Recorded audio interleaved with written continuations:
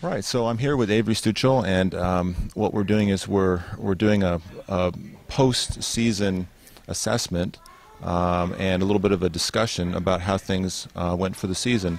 And so let me start out by just kind of asking you a couple questions. And so the first question is, when did we start working together anyway? Do you remember? It was in November of 2010. November 2010. So today is April 12th of 2011, so it's about 5 months ago. Yeah. And when we first started working together, there was a big question about whether you would be able to compete at all, Yeah. right? And so what was your goal at the very beginning when we started working together? Just to get all my skills back and maybe compete one meet. Maybe compete one meet.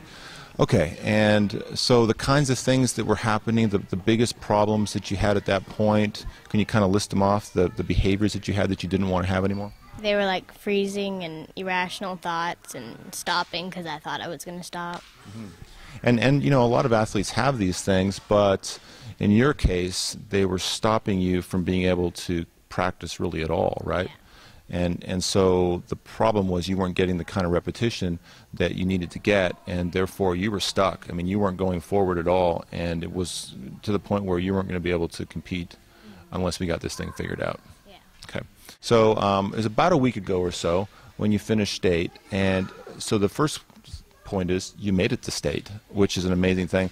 And so the way that it kind of progressed is that you started to get back some of your skills, and then you got a little more confidence, and then that confidence started to snowball. And even though you missed how many meets? I missed probably like 5 or so meets. So you missed about 5 meets, but you got into 1 meet, which was good, and you did well enough in that 1 meet to qualify for state, right? That wasn't a goal that I remember really having. It was mostly just what?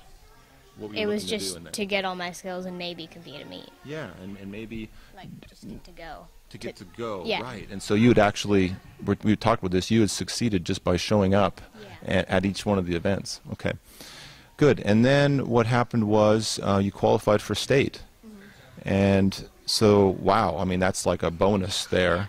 And so then you went down to Houston and you finished Second. second overall. Yeah. Okay, so that's another big, like, wow, how did that happen? But we weren't focusing on the outcome, were we? We were just focusing on, hey, you get to compete again. You get to go and be a gymnast a little bit longer at this level. Yeah. And whatever happens, happens, which is kind of a perfect, you know, mental outlook when you go into meets.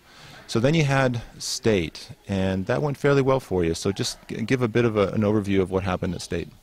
Did pretty good. I got really high scores on all the events, and then I won state. You won state overall, and so that was a big surprise. I remember getting the text from your coaches, and your coaches were like, "Oh, I think she's got I think she may win. Win what? You know, win." Yeah.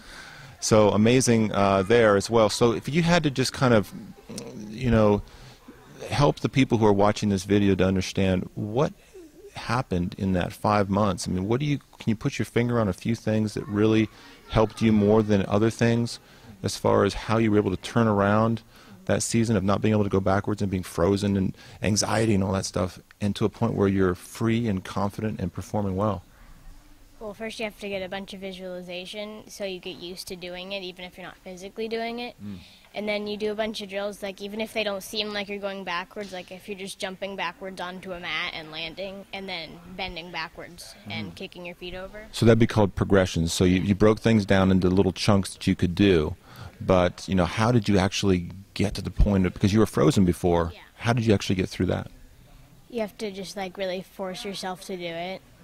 Like there was a point when I was doing my round of back handsprings almost by myself on the floor, and then I wouldn't do it with a spot the next day. And on the last 2, I really had to force myself. Like I really wanted to stop on the round off, but I had to just keep going. Okay, so you forced yourself. All right, let's get a little bit more detailed than that. So what was it? What mental things did you do that enabled you to take the action that you needed?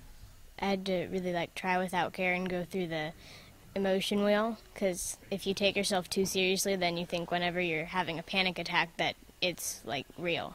Okay. And so you mentioned the emotion wheel, so let's just see if you can do a quick overview of the emotion wheel. Do you think you can? Because, I mean, this is what you use all the way through the season. So, not to put you on the spot, but so how does the emotion wheel work? Do you want me to do the inside or the outside? Let's start with the outside in general, and then pop into the inside. Then, well, usually you have a situation that could cause stress. Like, it doesn't have to, but it could. And then you start having future thoughts because you're thinking about what might happen. And then your thoughts go to the past or you get nervous, and then you make poor decisions, and your thoughts go to the past or what happened before, and so you think it's going to happen again. And then you get really nervous and angry, and then you get all like, and then and maybe sadness too, huh? Yeah. I mean, that was a big issue with that, the chin that starts to go, and then the emotion takes over. Yeah, okay. And so what's the key then to get from the outside to the inside? You have to get present, and even if you think you are, you really can't think about anything on the outside at all. Okay. And so you get present. How do you get present? You could gap or like stare at something and think about nothing, or tell yourself everything. Okay, so that's the way that you did it, and so recognizing is the key, recognizing where you are on the outside, and then you're going through some processes, and then so you get into the inside, and then what do you do on the inside, which is the present area, to stay in the present? First, you have to get relaxed, because if you're nervous and tight, it's going to be really hard to get through it. So you breathe and relax, and then you visualize. Visualize what? You visualize your strategy, what you're about to do. And then you have optimistic thoughts, like you start telling yourself good things. If you think about something that's like not present, you could be like, maybe, or that might not happen. Okay, all right. And so those are some of the techniques that you use when you did have a thought that was kind of harmful. You would say, oh, maybe that'll happen, maybe it won't. And okay, and give me an example of one of the cognitive skills, one of the self-talk skills that you used that you found was beneficial. Do you remember one? You mentioned it a little bit earlier. Gapping or gapping, yeah, and then telling yourself something's irrational or minimizing things. Minimizing the importance of it. Excellent. And that's what you did for all of the state and so on. You minimized it. It was just another meet, right? Even though it was state. Great. Okay, and so then you ended up performing well, and now you have these skills that you'll be able to use for the rest of your life, really. And you'll have new challenges and so on as you move up to the next level, but you're just looking forward to enjoying your gymnastics career now, right? Now that you don't have this, all this emotion that's getting in the way. Cool. All right. Thanks, Avery.